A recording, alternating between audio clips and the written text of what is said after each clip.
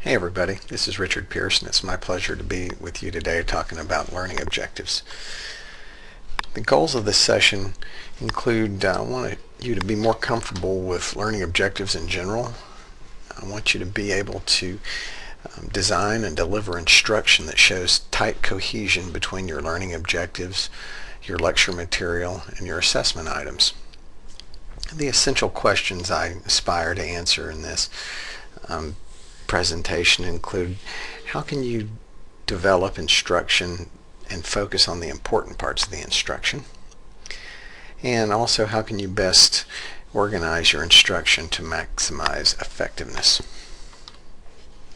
So some of the takeaways hopefully you'll get from this session include: you'll be able to define what a learning objective is, you'll be able to identify the components of an objective, and also be able to classify objectives by Bloom's taxonomy.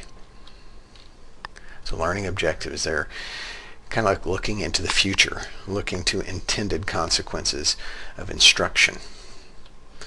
All right. They describe the intended result of instruction, and these are normally stated in learner will be able to. So after this session, for example, learner will be able to describe the components of a learning objective. The flip side of learning objectives and planning would be the assessment and evaluation. So that's kind of looking in the rear view mirror, whereas learning objectives are looking into the future. They're more prospective.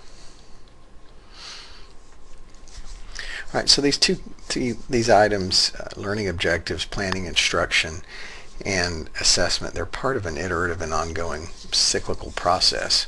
The learning objectives include, the learner will be able to, then you do your activity, and then the evaluation takes place, and that basically answers the question, were they able to?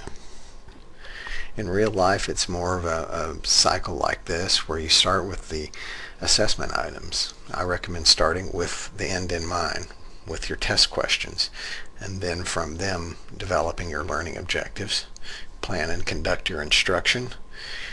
You do your assessment, and then you reflect on those four components.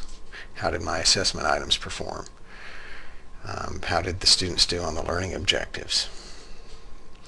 Was the instruction sufficient to teach the learning objectives? And was my assessment adequate?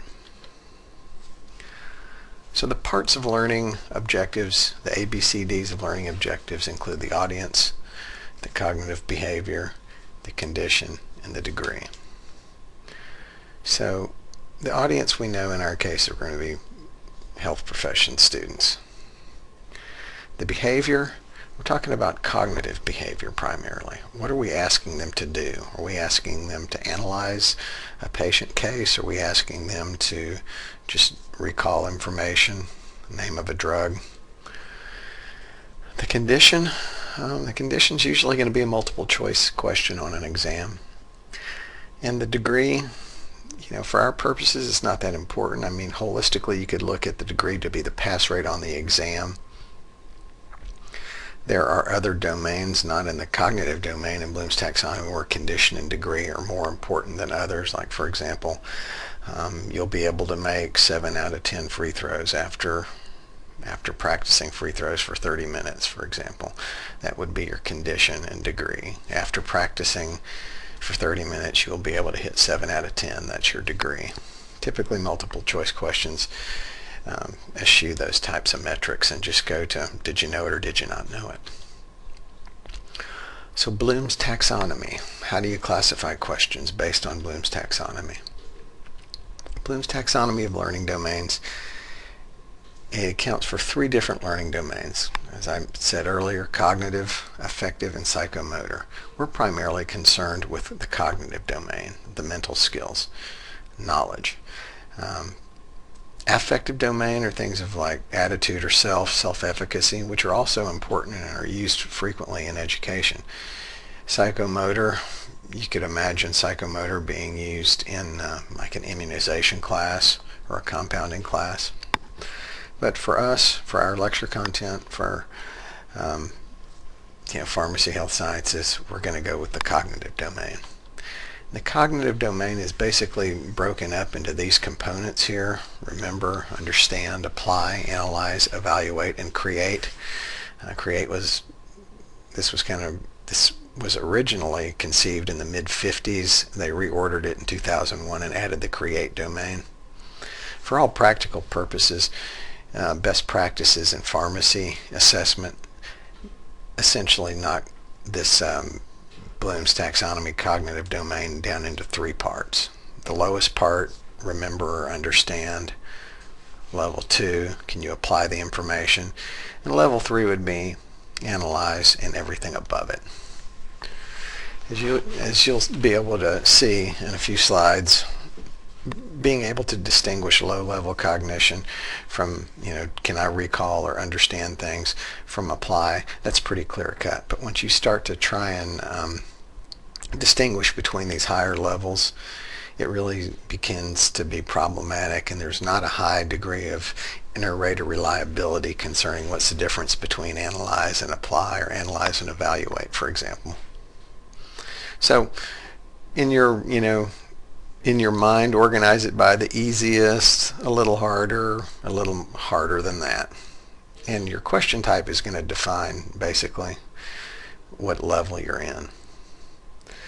Again, we're primarily involved with the cognitive domain, and we've broken it up into basically 3 levels. Remember, understand being level 1, being able to apply the information is level 2, and everything above that would be level 3. What's important about Bloom's is this is where we get our verbs from. When you're writing your learning objectives, a learner will be able to, what comes next is a verb. What are they going to be able to do? Classify, apply. Most of the time it's identify, recall, select. However, that's the relationship between learning objectives and Bloom's. It's where we get our verbs from.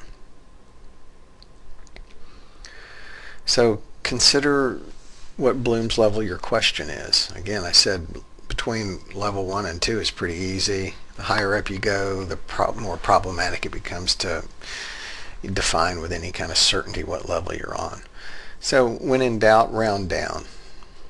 Now, do people even consider this when they're making a test? Well, they probably break it into how many easy questions and hard questions do I have. Regardless of what types of questions, you need to make sure that your objectives are measurable.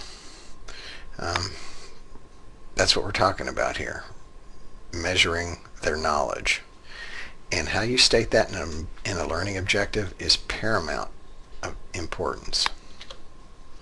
For example, you cannot fathom how deep my joy is. If you tried to write a learning objective about this, it would be something to the effect of the learner will be able to fathom the level of joy. Well, that's problematic for a bunch of reasons. You can't really operationalize fathom. We don't have a good definition or, valid construct of joy. So from a psychometric standpoint, that's a disaster. Other examples of disasters, learning objectives that start with something like explain, discuss, describe. Multiple choice tests, we're not examining things, we're not explaining things, we're not discussing. The red boxes, we want to be able to recognize, we want to be able to apply, we want to be able to identify, select, things like that. So even though these start out looking kind of valid, examine, describe, discuss, explain, are probably not appropriate for multiple choice tests because they're not measurable. So kind of in conclusion, hope you can now define what an objective is, the intended result after instruction. The ABCDs of the components of a learning objective and which ones are the most important for us. And also you have some sense of Bloom's taxonomy of the cognitive domain, working from recall and understanding up to apply, analyze, synthesize, and ultimately create.